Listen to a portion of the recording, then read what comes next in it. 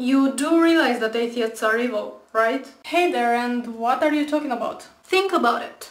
Hitler, Stalin, Pol Pot, Mao, they were all atheists and they were all mass murderers. They caused the worst genocides in the history of humanity. First of all, let's leave Hitler out of this bunch. He was a self-proclaimed Christian and also a self-appointed agent of the Almighty Creator, which would make for a pretty lousy atheist, don't you think? Okay, but the rest of them were full-on atheists, and they were all evil, so my point stands. That's kinda like saying that all Catholics are pedophiles because of those child-molesting priests. You're still not getting what I'm saying.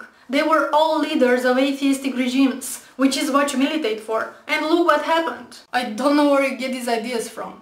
I would never support an atheistic regime that doesn't allow people to believe in whatever the hell they want. In fact, I would oppose it just as much as I would oppose a theocracy. I'm not for an atheistic government, but for a secular one. A government that is absolutely impartial to religion. But you want to get rid of religion. No, I honestly wouldn't give a crap about what people believe in. But unfortunately, more often than not, people's beliefs influence their actions and their ideologies. This is why in the 21st century people are still getting stoned to death for adultery or hanged for being gay.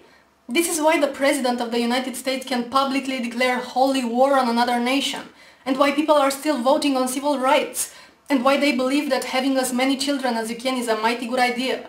This is why in my own country creationism is still taught in schools. What I want is for religion to stop being an influential factor in social, political and economical matters. Yes, but look at Hitler and Stalin and Pol Pot and Mao, they were all atheists and they were evil. Haven't we been through this already? Hitler was not an atheist, and these people did not commit crimes because they were critical of religion. They ascribed to socio-political ideologies that were just as dogmatic as religion is. Do you really believe that Stalin was killing people left and right because he wanted to promote values like humanism and freedom of speech and skeptical thinking?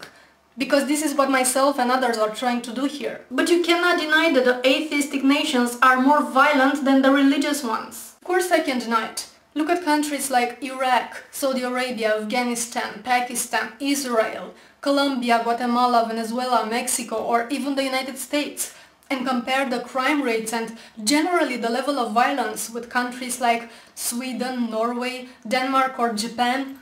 If anything, you will find that there is absolutely no correlation between people being non-believers and the same people being a violent nation. But think about people like Hitler and Stalin and Pol Pot and Mao. You gotta be kidding me. Besides, you believe in the craziest things. You believe that everything came from nothing. I doubt you'll find many atheists who believe that. The Big Bang Theory is an explanation for the beginning of the universe as we know it. But nobody says there was nothing before that. In fact, there are many scientific theories that deal exactly with what happened before the Big Bang. For instance, Einstein's oscillatory universe model or the cyclic model, which basically proposes that the universe keeps on expanding and then colliding on itself again and again, in an infinite series of cycles, each beginning with a Big Bang and ending with a big crunch, where time as we know it is destroyed. I think my brain hurts. And there are many other versions, like the string theory or the loop quantum gravity theory and so on. And no, we don't know yet for sure what was before the Big Bang, and there is not enough evidence for either of these theories. But the point is, we don't go around saying that everything came from nothing. This is just your invention.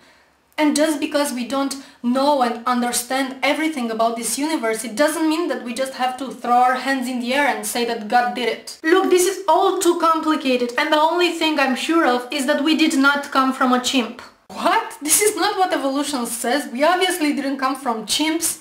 We share a common ancestor. Shut up. I don't want to hear nothing more about evolution. It just confuses me to no end.